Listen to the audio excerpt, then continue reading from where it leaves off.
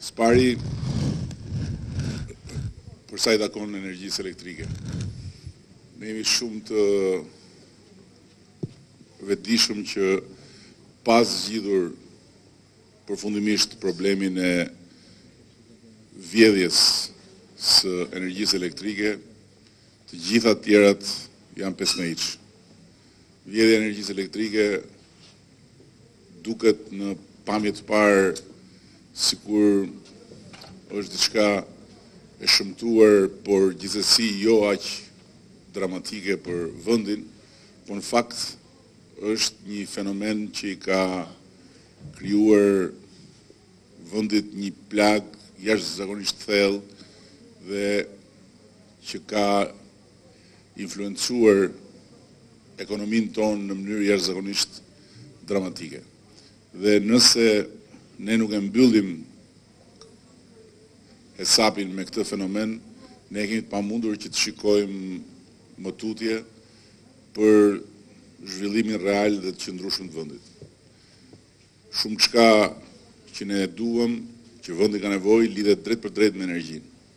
Me sigurinë energjetike, me barazin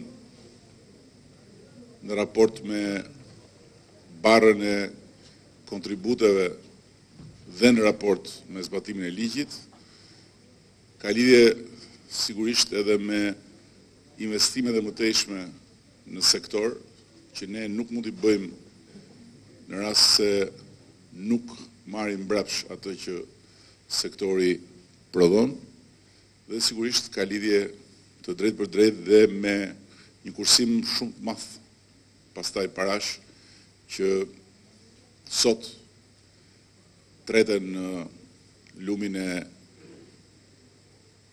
jashtëzakonshëm të vjedhjes së energjisë elektrike. Mjafton t'ju them që ne humbasim çdo vit nga vjedhja e energjisë elektrike një shumë të barabartë me shumën që fitojmë duke mbledhur tatim fitimin e kompanive. Pra, ndalimi i vjedhjes së energjisë elektrike është i barabartë nga pikpamja financiare për arkën e shtetit me dyfishimin e kompanive. Sigur të kishim dyfishin e aktivitetit të biznesit në Shqipëri. Nga ana tjetër, është bërë një debat i madh për çështjen e taksave, që edhe ai bazohet në propagandë dhe jo në fakte, që janë rritur taksat, në fakt taksat është e kundërta, taksat janë ulur dhe faktikisht me uljen e vjetshme të taksave për të gjithë punonjësit në shtet apo në privat që fitojnë më pak se 1.5 milion në vit, ne kemi bërë një ulje horizontale të taksave dhe faktikisht është diçka që shihet drejt për drejt, jo vetëm në xhepin e gjithë kësaj shtresë të madhe punonjësish, por shihet drejt për drejt dhe në konsum. Kemi një rritje të ndjeshme të konsumit që vjen pikërisht nga rritja e fuqisë blerëse. Për sa i përket taksave të rritura në paketën e fundit fiskale, ato janë 3 dhe janë 3 taksa që nuk kanë të bëjnë drejt për drejt me masën e gjerë të konsumatorëve në kuptimin me prekjen e fuqisë blerëse të tyre. Është taksa e karbonit që është shtuar 10 lek. Ju kujtohet, besoj, vitin e kaluar që kur ne rritëm 10 lek taksën e karbonit, pra taksën e qarkullimit naftës, u bënami dhe u bën parashikime katastrofike, a thua se çdo t'i ndodhte Shqipërisë, dhe faktikisht sot kemi një çmim nafte që është 10 deri në 60 lek më i ulët se ç'ishte një vit më parë. Pra, ajo taks faktikisht është ndjerë në arkën e shtetit dhe është kthyer në investime që po bëhen në të gjithë vendin për sa i përket përmirësimit të cilësisë mjedisit urban, edhe këtu në Fier kemi disa investime që janë produkti drejt për drejt edhe i asaj takse, por nuk kanë ndikuar në xhepin e konsumatorëve. Së është taksa e duhanit, ne e kemi thënë këtë gjë dhe unë duhet ta përsëris dhe këtu që ne e kemi rritur dhe do ta rrisim sa të kemi mundësi që ta dekurajojmë duhanin. Dhe e treta është taksa e depozitave që nuk është taks për shumicën dërmuese të njerëzve, por është taks për ata që kanë depozitat nëpër banka dhe mjafton t'ju them që në Shqipëri kanë 9 miliard dollar që janë depozituar nëpër banka dhe rritja e taksës depozitave ka qëllim nxjerrjen e atyre parave nga banka dhe investimin e tyre në ekonomi. Pra nuk është një taks që mund edhe që s'ke shans po do e paguash se s'bën, por është një taks që mund ta shmangësh duke mos i depozituar parat në bank ose duke nxjerrë një pjesë depozitave nga banka dhe duke i hedhur duke i kthyer në investime. Kjo është një taks e njohur që stimulon drejt për drejt ekonominë.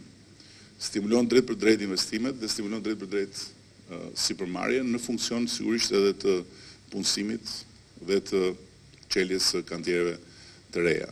Dhe problemi i tretë që është bërë debat i madh përsëri është problemi i ndërtimeve pa leje. Dhe bëhet një përpjekje e vazhdueshme për të ngatruar prishjen e ndërtimeve pa leje në funksion të çlirimit të komuniteteve, në funksion të çlirimit të trotuarëve, në funksion të hapjes rrugëve dhe legalizimi i ndërtimeve pa leje në zonat informale. Këto dyja nuk kanë as pak të bëjnë me njëra tjetër dhe ajo çka po bëjmë ne me ndërtimin pa leje, kryesisht në hapësirat e qyteteve dhe në rrugët nacionale, është komplet pa lidhje me ajo çka po bëjmë në anën tjetër për të vazhduar legalizimin falas të shtëpive në zonat informale. Kështu që të dyja së bashku, jo vetëm që nuk janë në kundërshtim me njëra tjetrën, por janë komplementare me njëra tjetrën. Këto ishin 3 çështjet që unë do kisha dëshirë që të diskutonim, sigurisht duke marrë edhe shkas nga shqetësimet, nga pyetjet, nga shprehjet e opinioneve tuaja, në mënyrë që përmes këtij bashkëbisedimi edhe gjithë komuniteti këtu në Fier të mund të kuptojë më shumë lidhur me këto masa dhe të mund të di më mirë se çfarë konkretisht qëndron për këto masa si shtys nga ana jonë. Kështu që faleminderit për këtë pjesë parë dhe jeni të mirëpritur të bëni pyetjet. Ka pasur shumë përmbytje dhe mos efikasitet në aspektin e dhënies së ndihmës dhe urbanizimit të kësaj zone dhe nuk është bërë asgjë për të nxjerrë një projekt konkret për rehabilitimin në total të kësaj zone ose të ndërtesave që janë përreth saj.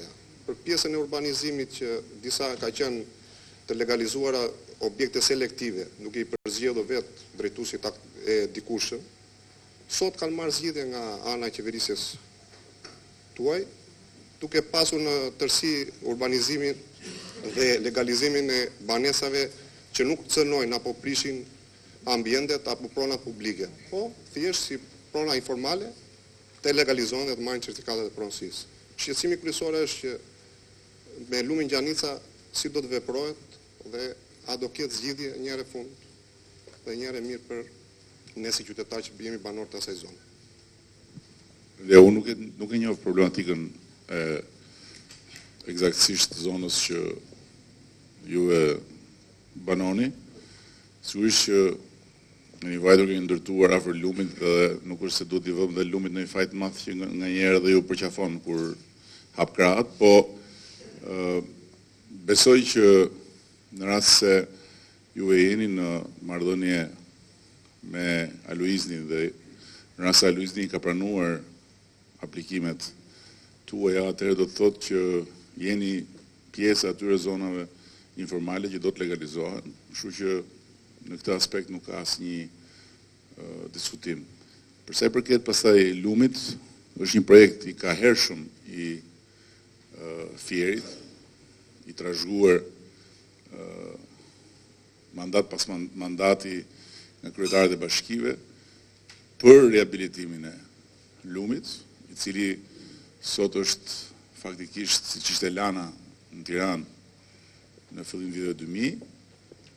Kuptohet që nuk është një projekt i thjesht, është një projekt që ka kosto dhe në radh parë ka një kosto shumë të ndjeshme shpronësimesh, sepse pjesa dërmuese e godinave në anët e lumit janë të hipotekuara. Një krim në vete, po si shumë krime tjera që janë bërë në këtë vend dhe që kanë pasur një efekt të dyfisht, negativ.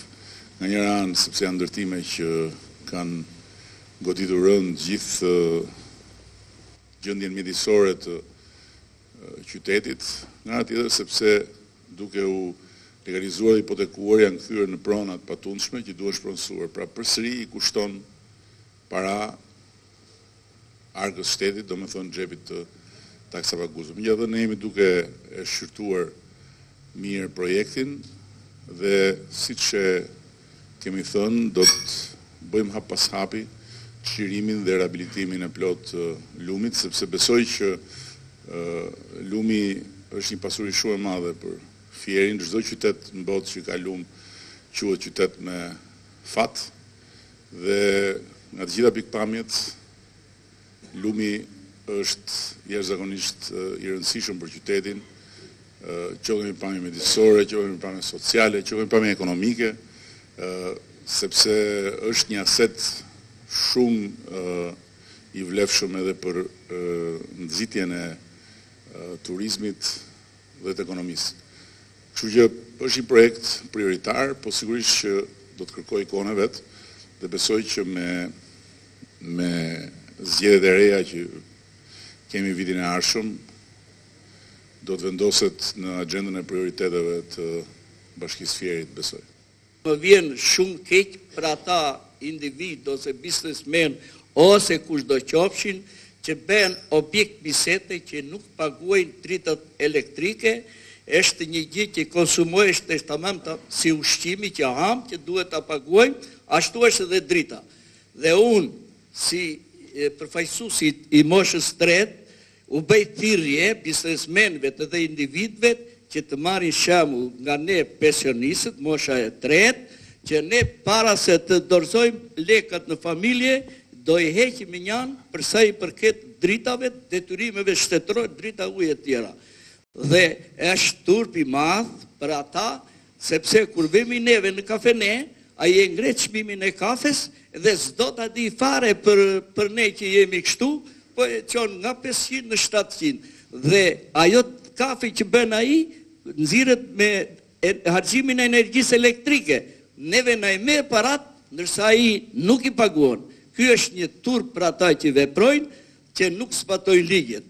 Edhe për këtë ne jemi të nderuar sot këtu si Fierak, edhe ne si të moshuar që juve ndodheni midis nesh për hallet, për problemet, për shqetësimet që kemi neve dhe juve ndodheni këtu. Problem tjetër, po të ketë mundësi, qytetarët e Fierit dhe në veçanti neve, Fierak, pensionistët, jemi të lirshëm tani që ku shikojmë atë hapësirën e lirë, të bukur, të mrekullueshme nga turizmi deri te sheqi, që atje i ngul sy këtu edhe shikon deri më tan. Do të thotë që janë hapur hapësirat edhe për ne pensionistët që mund të ikim lirshëm, po edhe për qytetarët. E dyta është pasneja që ajo është zbukuruar tamam si një nuse e bukur që e shikojnë nga rinia te pleqëria dhe i pëlqejnë. Për arsye sepse ato banesat e vjetra, ato nuk duke fare se kanë qenë të vjetra, po janë bërë më të bukura se ato të reja. Dhe e treta që unë besoj që juve do ta miri këtë kërkesë që unë flas në emër të banorëve të rrugës Rami Saranita si këtu, se pavarësisht se pensionistë po banoj edhe aty. Do t'ju lutem shumë fare juve si kryeministës dhe sekretari i Partisë Socialiste që gjithmonë na keni pasur pranë e do të jemi deri në vdekje që të jepni fondet që dhe kjo të zbukurohet nga këtu deri tek QTU-ja, sepse ajo mban dhe emrin e Ramis Aranitasit që është heroi i popullit. Dhe atë të fundit dhe që na takon neve të moshës tretë është për arsye sepse ju duhet duke trenë një kërkesa jonë në dorë që unë e kam këtu që më ka ardhur përgjigja se ato kërkesat e para për ne nuk mireshim parasysh që dhe kosh, ndërsa kjo juve na keni këtu e përgjigje që do shikojmë dhe për juve për shpërblimin e vitit të ri dhe si që parashikohet edhe këtu në këtë shkresë përgjigje, ne jemi shumë të kënaqur, janë njojtur pensionistat dhe urojnë Partinë Socialiste me juve në krye që t'i mbani sa ma afër moshat e treta. Ju falënderojmë nga zemra, i nderuar kryeministër dhe luftë të pa ndërprerë atyre që na pengojnë neve që thotë mos i paguajnë dritat. Faleminderit, unë nuk e dija që edhe plejti shikoni nuset e bukura dhe faleminderit se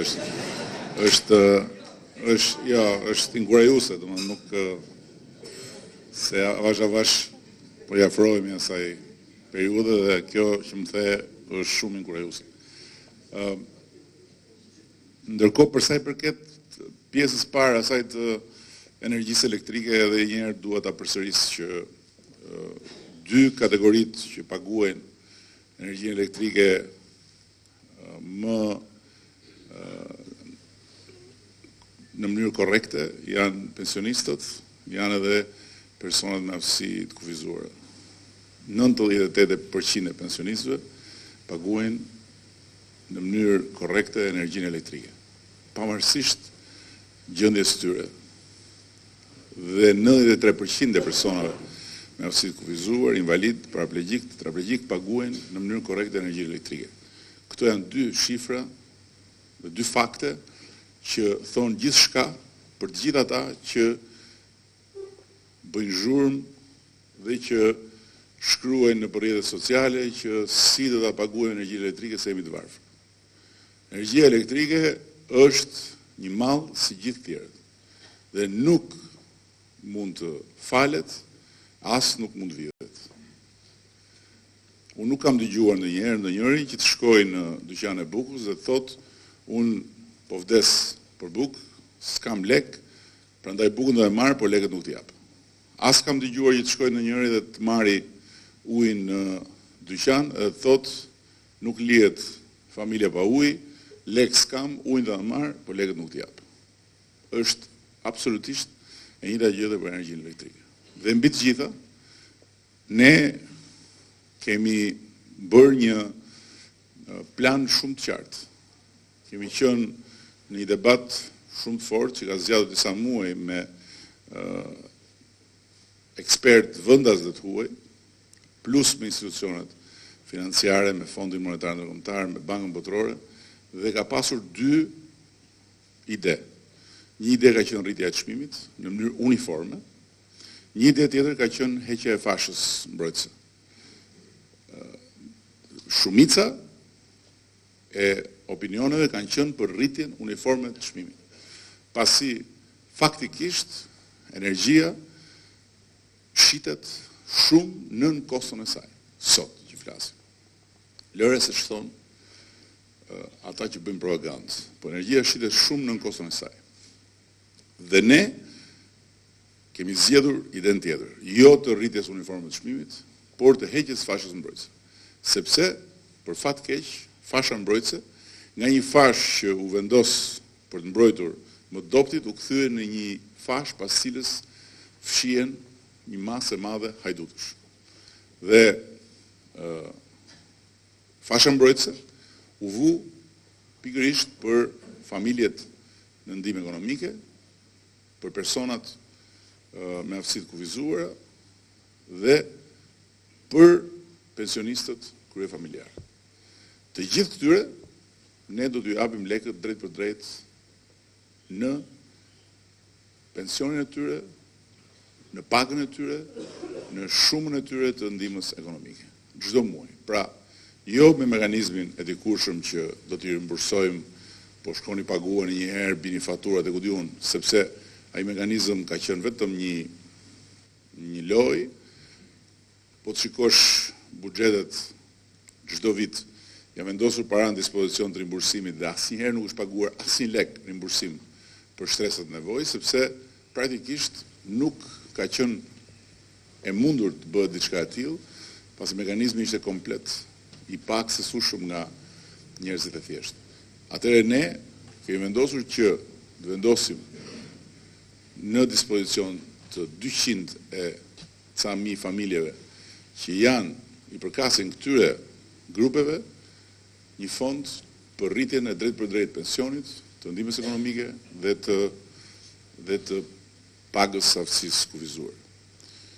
Thënë kjo, heqja e fashës do thotë që do të shkojmë në një çmim të njëjtë dhe të mesatarizuar. Çmimi i njëjtë mesatarizuar që në asnjë mënyrë nuk do të kap ato tavane për cilat predikon ditë-natë kush do anarki, kush do rrëmuj dhe kush do që Shqipëria të vazhdoj të jetë rrumball për të mundur të përfitojë nga mjegulla që la pas dhe që kërkon ta shfrytëzojë tani për të penguar punën tonë. Ne jemi shumë të qartë në këtë pikë. Do të bëjmë me çdo kusht eliminimin e fenomenit të vjedhjes së energjisë elektrike. Dhe do të vendosim me çdo kusht barazi para ligjit dhe barazi përpara detyrimeve që secili ka, duke filluar nga energjia elektrike dhe të gjitha tjerat me radhë. Nuk mund të paguajnë pensionistët për biznesmenët. Dhe shembulli që solli zotëria është shumë i qartë. Pensionistët paguajnë kafen, ai që shet kafe nuk paguan energjinë. Kjo është një, ndërkohë që tek çmimi aty ka dhe konsumin e energjisë. Kjo është një gjë e patolerueshme dhe ne nuk do ta tolerojmë dhe do të vazhdojmë intensivisht betejën nga jashtë dhe nga brenda. Nga jashtë me të gjithë ata që do të kapen në flagrancën e vjedhjes së energjisë elektrike dhe nga brenda me të gjithë ata që janë bashkëpunëtorë të hajdutëve dhe që kanë bërë namin në kurisë të kompanisë, në kurisë të publikut dhe në bashkëpunim me hajdutët. Janë arrestuar 2 drejtorë të më saktë 3 drejtorë të korporatës, 2 aktual dhe 1 ish drejtor, dhe nuk do të ketë asnjë tolerancë për askënd që vjedh ose bashkëpunon për të vjedhur energjinë elektrike. Kjo është e padiskutueshme. Për sa i përket pastaj vazhdimit të punëve publike në këtë qytet, të jeni të sigurt që jo vetëm në këtë qytet, por në gjithë këtë qark ne do të shkojmë përpara me hapjen e kantierave të reja, sepse jemi të vetëdijshëm se për shumë kohë fieri është lënë pas dore dhe praktikisht vetëm këtë vit nga buxheti i qeverisë qendrore fieri ka marrë më shumë se sa në shumë vitet mbledhjes së bashku. Por objektivi ynë dhe zotimi ynë është që të bëjmë për fierin në 4 vjet çka nuk është bërë në 20 vjet marrë bashkë. Dhe ta bëjmë patjetër së bashku, duke shfrytzuar dhe potencialet e mëdha që ka ndryshimi që do të sjellë reforma territoriale administrative dhe duke i dhënë kësaj bashkie një vëmendje shumë të veçantë në mënyrë që ekonomia të mund të marrë më shumë frym, në mënyrë që të ketë më shumë investime, të ketë më shumë vetpunësim përmes biznesit vogël dhe të ketë më shumë jetë gjallë sociale dhe kulturore në këtë territor. Kështu që Raxha, ajo hyrja nga njëra anë nuk ka kuptim pa hyrjen nga ana tjetër dhe me siguri që ai do të jetë një nga projektet e radhës që ne do të mbështesim, por i takon bashkisë që të bëjë një projekt sa më digjitoz dhe që të mund të përfitojë nga fondet e zhvillimit të rajoneve që ne i kemi në dispozicion të komunitetet. Për sa i përket asaj pjesës të fundit pastaj, duhet pyes ata që kanë kthyer përgjigjen se çfarë kanë pas parasysh, se s'jam shumë i qartë për këtë pjesë, po do shikojmë në fund si do shkojë dhe po të kemi mundësi patjetër që do bëjmë diçka. Kimema, sekretari Shoqatës Invalidëve të Punës, Qarku Fier dhe Galushja. Ne jemi për zbatimin e ligjit.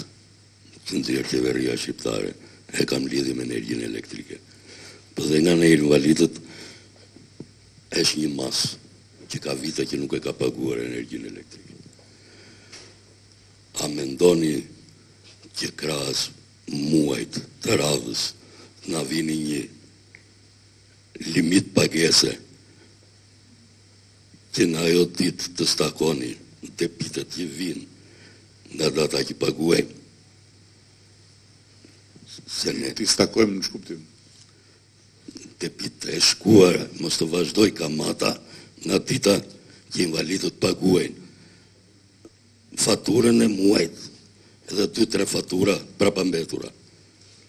Se ka 6-7 vjetë, që ka familje në nevojë që nuk që kanë shumë të vështirë. E para, mund tjetë në afat 3 vjeta që mund shlyen, se kanë që më na ankohen. Se po filluam të paguajmë 2007-ën, 2008 arritet, në 2015, në 2016.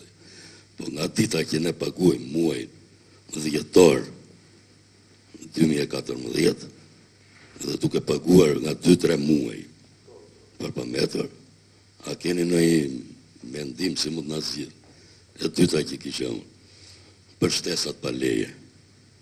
Ne jemi dakord se ne invalidët e punës nuk kemi as restorante, as lokale, po kemi në një dhomë që mund kemi bërë për fëmijët, se fëmijët tanë e dinë se si rritën me pensionin tonë. Si e keni bërë dhomën kur s'keni lekë të paguajnë energjinë, se kjo është çudi e madhe. Be dhoma shtesa pallati flas. Që e vogël, shtesë e vogël. 3 metra. 3 metra. Po kur s'kemi paguar energjinë, me ato lekë kemi parë. Tani paktën i keni lekët për energjinë, nuk keni nevojë për shtesë të tjera. Jo, vështirësia është se dhe nga bashkitë ne kemi shumë të vështirë. Jo të marrim kredi për banesa, se fëmijët po rriten. Ne tani po plagemi. Kepin. Faleminderit. Unë besoj shumë që të gjitha justifikimet edhe të gjitha arsyet që nxiren për mos pagimin e energjisë elektrike janë të gjitha rezultat i një mendësie që energjia është mall pa Zot. Dhe kjo mendësi bën që njerëzit ta justifikojnë veten e tyre me varfërinë, me pamundësinë, me ku diun se çfarë tjetër, ndërkohë që fakti që pensionistët, invalidët janë paguesit më të rregullt të energjisë zhvlerëson çdo lloj argumenti në këtë aspekt. Por duke u kthyer tek pyetjet e para, ne po përgatisim një mekanizëm për të gjithë ata që pranojnë marrëveshjen e re me korporatën. Jo për të falur, nuk do falim absolutisht asnjë qindark, sepse nuk janë parat tona, nuk na i ka lënë pas gjyshi apo babai që të bëjmë sadaka me parat e shtetit. Por, për të ndërtuar një mekanizëm lehtësues për gjithë ata që janë të gatshëm të hynë në një marrëdhënie normale me korporatën dhe me një kohë të kufizuar. Shumë shpejt, ky mekanizëm do të bëhet publik, po punon Ministri i Energjisë, Ministri i Ekonomisë dhe një grup ekspertësh për ta përcaktuar qartësisht se si do të funksionojë mekanizmi me një kohë të kufizuar, duke dhënë mundësinë të gjithëve që të hynë në sistem edhe në rast se nuk i kanë mundësi të paguajnë me njëherë borxhet.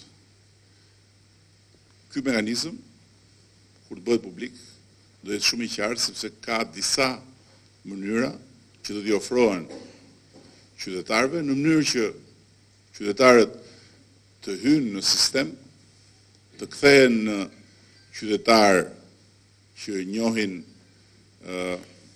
detyrimet e tyre karshi shtetit, dhe nga ana tjetër korporata të mos humbas më edhe njëherë tjetër për shkak të politikës apo të qefeve dhe orekseve elektorale. Me energjinë ne nuk do bëjmë në asnjë mënyrë dhe për asnjë arsye politik në funksion votash dhe në funksion zgjedhjesh.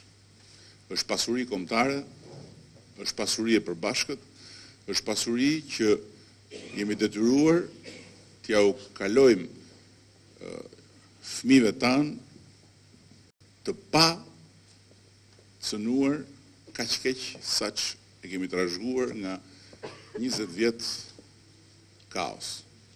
Dhe sidomos në një politikë qore e faljes së detyrimeve sa herë afroheshin zgjedhjet, e cila ka sjell në fakt rritjen e vjedhjeve dhe uljen e arktimeve.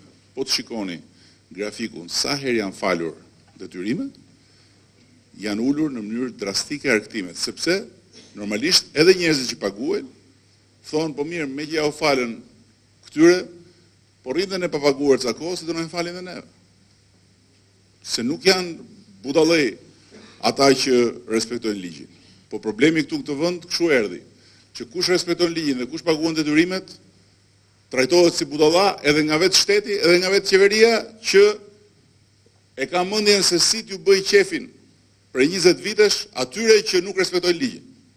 Se si të mbylli syt përpara atyre që vjedhin energjinë, për atyre që bëjnë ndërtime pa leje, për atyre që zaptojnë toka, për atyre që nuk duan t'ia dinë për asgjë, vetëm se kanë vota. Kjo është e pafalshme dhe nuk do të vazhdoj më.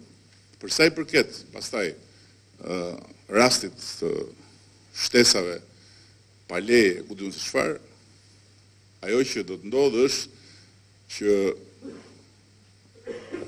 ky operacion do të vazhdoj për të pastruar territorin e komunitetit nga gjithë ato ndërtime që janë bërë në kurizë të komunitetit. Një shkallë nga gati parë deri në katën e 5 me familje njerëzish të urtë ka qenë detyruar jo vetëm të shohë, por dhe të pranoj një bashk qytetar arrogant në katë parë që i zë lulishten, i zë edhe hyrjen nga njerë, s'ka vënd as ku të hyzë jarfiksja e kështu me radhë. Dhe mos harroni edhe diçka tjetër. Kur ne bëm operacionin për të prishur në Tiranë gjithë ndërtimet që ishin mbi lan, flasim për Shqipërinë e vitit 2000. Dhe flasim për Shqipërinë që si ishte kjo që është sot nga pamja shtrirjes ekonomisë private, nga pamja investime private, nga pamja e paras që prodhonte biznesi privat. Dhe atëherë u tha që do bëj nami, se do humbisnin vendet e punës, do shkatërroheshin gjithë ato biznese, do mbytej në pelena kapitalizmi i ri shqiptar e ku diun se çfarë. Jo vetëm që në Tiranë nuk ndodhi kështu, por ndodhi e kundërta. Ndodhi e kundërta. Të gjithë ata që humbën atë godin mbi lan, kishin vite që punonin aty, kishin dhe ca para më janë, dhe ato para i investuan në formalitet, në hapësira formale. Dhe jo vetëm që nuk u ra punësimi, po përkundrazi, punësimi u rrit dhe hyri në rrugën e formalizimit. Këto janë të gjitha teoritë e të qëndruarit në vend, se nuk është koha. Sa vjet kemi që dëgjojmë, nuk është koha ta shtym pak se ja do na mërziten këta, ja nuk do mbazin ca vota aty, po ja shiko se aty janë ca njerëz që s'kan mundësi, po ja ta shtym dhe pak, dhe kështu 20 vjet një kalbëzim i gjithë sistemit dhe i gjithë marrëdhënieve mes qytetarit dhe sistemit. Ndërkohë që jo vetëm që pensionistët dhe personat si të kufizuar nuk janë për të përshmuar apo për të trajtuar si njerëz të kategorisë dytë që i friken shtetit dhe prandaj paguajnë 1000 energjinë elektrike, por përkundrazi, janë për të respektuar dhe është detyra jonë që dhe tjerët të bëjnë gjithë gjë. Ne s'mund ta pranojmë këtë diskriminim që i bën hajdutëria qytetarisë, që i bëjnë njerëzit e papërgjegjshëm, gjithë atyre familjeve, gjithë atyre njerëzve të ndershëm që as nuk i ka shkuar mendja ndonjëherë të lidhin telin dhe të vjedhin energjinë nga shtylla në rrugë. Por përkundrazi kanë paguar 1000 faturën e energjisë. Jam doktor Ylli Sheu, endokrinolog në Spitalin e Fierit. Për problemin e energjisë është një mendim dhe një veprim dhe një ligj nga ana e qeverisë që të kursehet të kapen ata që shpërdorin energjinë dhe të marrin dënimin e tyre për të paguar. Për sa i përket institucionit ku unë punoj, ku rreth për qark të institucionit tonë që institucion nuk quhet, po quhet një qendër shëndetësore në mes të bunkierëve që e rrethojnë, problemet janë të ndryshme dhe të vështira për të marrë për momentin flas. Aty dikur energjia edhe ata që punonin për rreth institucionin merresh nga institucioni. Ndofta edhe tani mund të ketë persona që vazhdojnë të marrin energjinë nga institucioni. Megjithatë, puna duhet të bëhet e tillë që mos mbahet një sy hapur dhe një sy mbyllur. Të bëhen problematik të gjithë gjërat për këtë drejtim.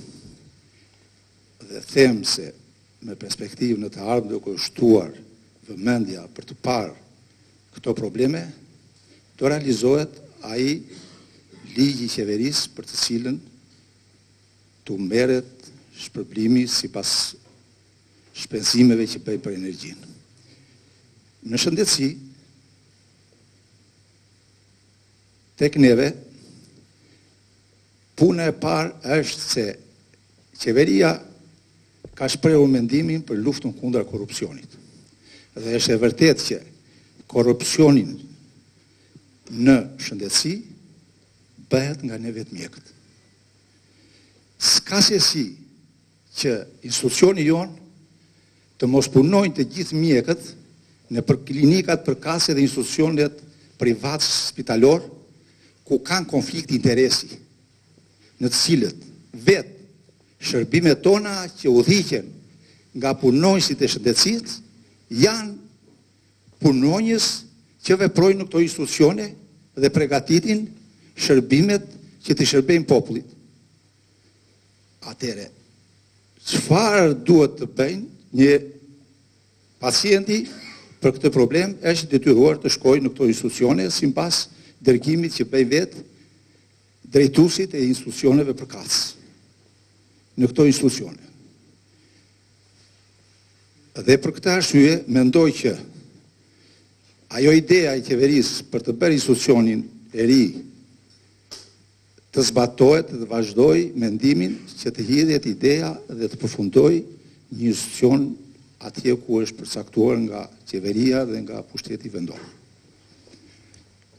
E dyta, që dua të shtroj si ide, në qarkun tonë të Fierit dhe në bashkinë e Fierit dhe në komuna, për mua pak punohet në drejtim të shtimit të faunës dhe shtimit të mbashtimit të shpendëve të egra tek ne. Vendimi i qeverisë që e mbylli aktivitetin sportiv të gjuhëtisë ka qenë shumë i drejtë në këtë drejtim. Meqense unë jam i përfaqësues dhe i kryetari i shoqatës së ruajtjes mjedisit dhe i gjuhëtisë sportive, kërkoj nga qeveria që frymarrja e Fierit e gjithë rrethit ton, që kemi dhe detin afër, të shlirohet nga pronësia e njerëzve të cilët sot kanë marrë pronat edhe në thellësi të detit. 200 apo 300 metra brenda detit. Derdhja e Semanit dhe derdhja e Vjosës, po të vini sot, shikoni, fauna ka ardhur, sidomos për shpend strektar, ka ardhur në maksimum. Po a bet gjueti e palishme? Po bet. Me qenë se Ministria e Brendshme ka hapur një zyrë dhe një drejtues për drejtimin nga policia për kapjen e shpërtorusve dhe skersve të ligjit. Po ashtu dhe Pyorja ka idenë dhe veprimet e saja që është bashkërënduar kjo nisëm dhe të kapen këta shkeles. Dhe një problem kam që në 2005 është bërë një vendim, a 2003 nga qeveria e Nanos për ta bërë zonën e Bregdetit për gjueti sportive dhe ku atje të shikohet, sepse të shikohet që gjuetia të bëhet jo me armë, por me shigjeta dhe harqe, ku qeverit apo punonjësit e këtyre të vetë në tej. Doktor, lutem, faleminderit. Po dy gjëra që mendoj ja vlen të theksohen. E para lidhur me korrupsionin në shëndetësi. Unë besoj që kemi për ditë mundësinë të shikojmë që korrupsioni nuk është një problem i cili prek vetëm disa dhe nuk prek disa të tjerë. Korrupsioni është një problem që prek aty ku sistemi nuk është në gjendje të rezistojë. Sepse nuk mjafton, përkundrazi, ndërrimi i një drejtori me një drejtor apo një shefi me një shef për të shpëtuar një institucion apo një sektor nga korrupsioni. Ashtu si kundër nuk mjafton ndërrimi i një qeverie me një qeveri për të thënë që tani korrupsioni iku. Duhet ndrruar sistemi dhe mënyra si funksionon sistemi në çdo sektor. Ju e pat rastin e zyrës arsimore në Lushnjë. Rasti i zyrës arsimore në Lushnjë është shumë domethënës për faktin që në sistemin arsimor, pavarësisht gjithë hapave të rëndësishëm që kemi hedhur, korrupsioni vazhdon të ketë goxhan dorë. Tani, ky është një rast tipik për të kuptuar se si mund ta luftojmë korrupsionin duke ndryshuar sistemin. Sistemi që kemi sot i lën dorë gjithçka drejtorit të drejtorisë apo drejtorit të zyrës arsimore. Dhe është drejtori i drejtorisë apo drejtori i zyrës arsimore që vendos se kush bëhet mësues, kush s'bëhet mësues, kush rri këtu, kush s'postohet atje, kush bëhet drejtor, kush hiqet nga drejtor. Dhe është e pamundur që të presësh nga ky lloj sistemi rënje dhe eliminim të korrupsionit. Ashtu si kundër, është e pamundur që duke pas të sistem t'i qëndrosh zotimit që ne kemi marrë, që të gjithë atyre që duan të kontribuojnë si mësues, do të jetë mundësia të konkurrojnë dhe do jetë mundësia të provojnë se janë të zotë për ta përgjigjur. Por ama, duke ndryshuar sistemin, kjo është e mundur. Dhe ne praktikisht ju siguroj që me ndryshimin që po bëjmë tani në këtë fund viti, spaku atë korrupsionin e neveritshëm të pagesës dhe marrjes parave për të punësuar mësues do ta shfarosim. Duke hequr nga drejtori dhe nga drejtoria apo zyra arsimore të drejtën për të emëruar mësuesit. Dhe duke hapur një proces tërësisht transparent duke i ftuar të gjithë ata që duan të punojnë si mësues të regjistrohen dhe të marrin pjesë në konkurs, B, duke organizuar një konkurs kombëtar në të njëjtën ditë, por sigurisht të ndarë në përqarqe për të gjithë kandidatët që duan të hynë dhe të bëhen mësues dhe të sekretuar njësoj si maturën shtetërore.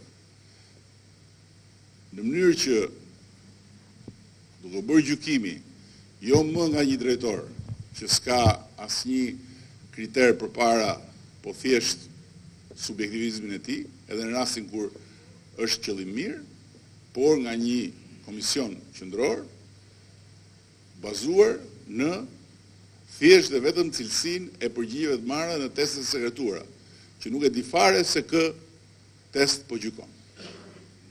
Dhe mbas këtij konkursi do të dalë gjithë klasifikimi i gjithë mësuesve. Në qarkun e Fierit, këta ishin aplikantët, këto janë pikët.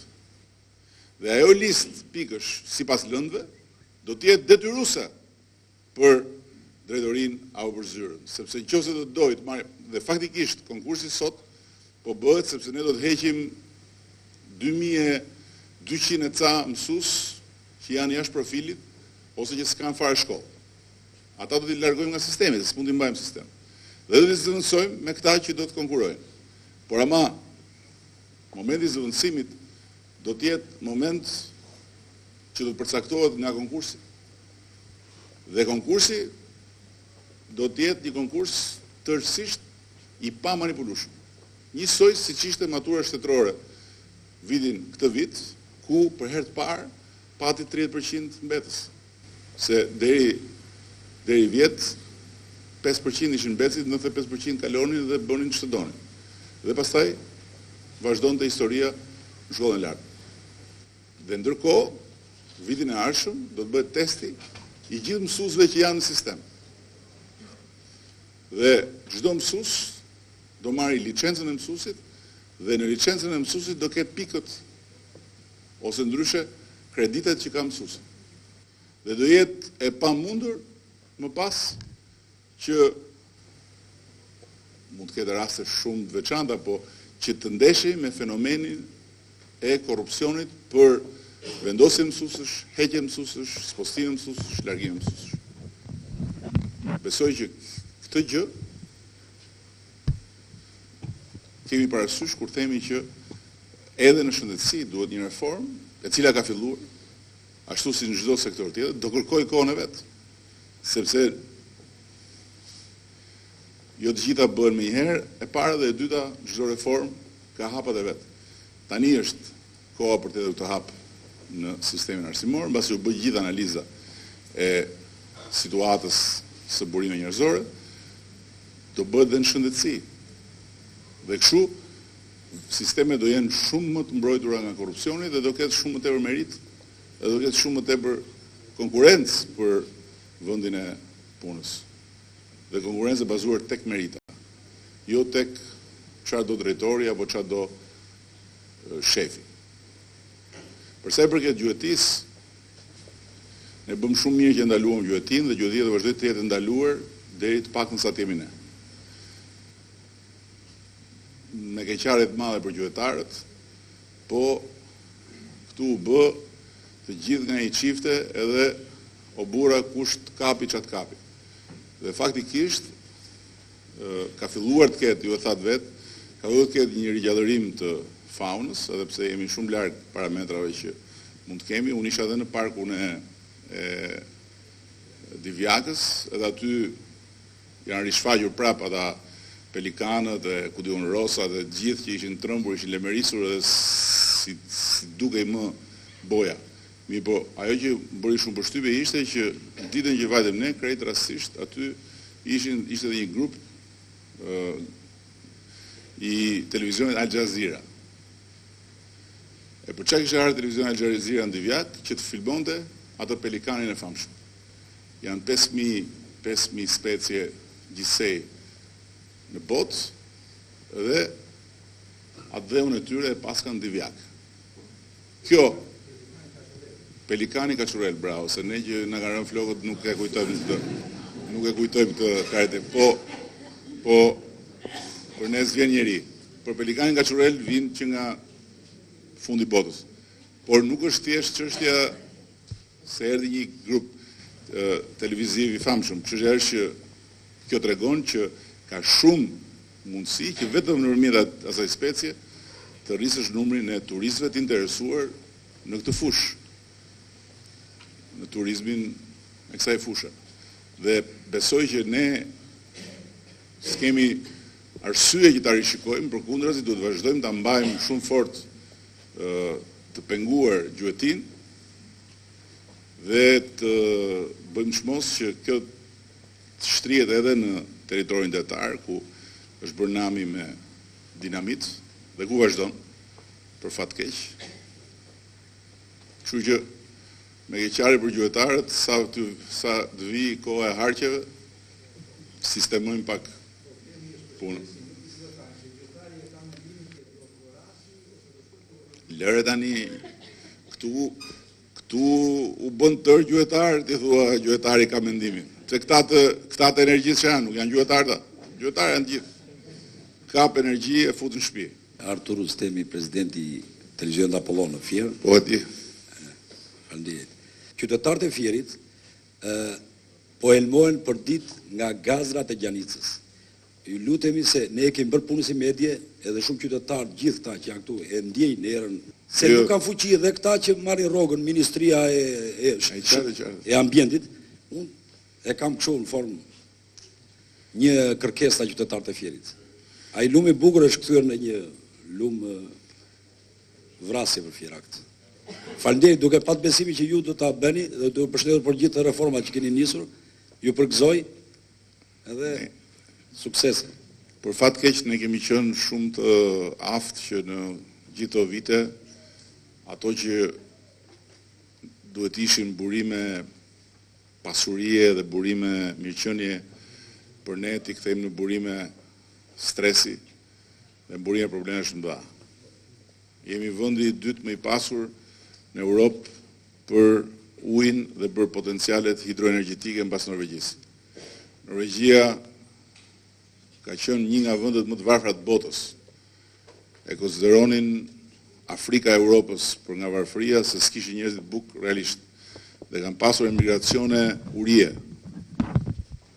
Dhe sot janë një nga vendet më të pasura, quhen sheikët e Europës, vetëm sepse kanë futur në brast këtë pasuri të madhe që është pasuria ujore dhe potenciali hidroenergjetik. Ne jemi të dytët mbas tyre për çfarë na ka dhënë Zoti, po jemi të parët nga fundi për çfarë i kemi bërë kësaj pasurie. Ne jemi vend i pasur me minerale. Dhe sot për turp eksportojmë lëndë të parë dhe nuk përpunojmë pothuajse asgjë në vend, po njësoj si tishim nga ato vendet e humbura të botës tretë, jo në mes të Europës, këtë pasuri të madhe e shesim për një copë bukë, ndërkohë që ju e keni parë vetë, minerat janë kthyer në vende ku njerëzit kanë humbur jetën në shumicë në këto 20 vjet. Ne kemi pasuri të madhe gjithë të klim, gjithë të pozicion geografik, gjithë të situatë për të bërë bujqësi dhe turizëm, që të paktën në vendi mos vuaj nga këto që vuan sot, jo për më shumë, po të paktën kaq. Dhe shikoni se si e kemi katadisur. Për herë të parë mbas 20 vitesh, po fillojnë të pastrohen kanalet kulluse. Apo jo, Viktor? Mijëra hektar tokë, lart e poshtë për Shqipëri, djerë, sepse janë bllokuar kanalet Vadice, janë bllokuar kanalet kulluse. Dhe duke u kthyer te lumi, e përsëris nga eksperienca ime si kryetar bashkie, kam mësuar për shkak të kontakteve dhe për aq sa kam mundur të lexoj mbi qytetet që qysh në mesjet, qytetet me lumë konsideroheshin qytetet të bekuara nga Zoti. Dhe edhe për ata që janë besimtarë, qytetet me lumë konsiderohen qytetet që kanë një fat dhe që kanë një aset të paqmushëm. Vetëm ne jemi vend që lumeve ju kemi marrë frymën mes qytetit edhe kemi kthyer nga një fat në një fatkeqësi, nga një burim ekonomie dhe nga një burim cilësie jete për ajrin, për jetën sociale, në një burim ndotje dhe në një burim depresioni në qytet. Projekti është i madh dhe ka kosto, radhë parë kostot madhe shpronësimesh. Por, ju siguroj që ne do e bëjmë, sepse Fieri është një nga qytetet më të rëndësishme të Shqipërisë, një nga qytetet që paguan më shumë taksa dhe ka më shumë zë në ekonominë e vendit, dhe duke konsideruar pastaj Bashkinë e Re të Fierit, është një nga zonat më të rëndësishme për ekonominë dhe për zhvillimin e vendit tërësi. Kështu që hapja e lumit do të jetë edhe me siguri një gur themeli për të hapë një faqe të re për gjithë territor. Dhe kthimi i lumit në një përmas të re për qytetin do të jetë një vlerë shumë e madhe e shtuar për gjithë banorët e Fierit, po me siguri edhe për vlerat turistike të qytetit.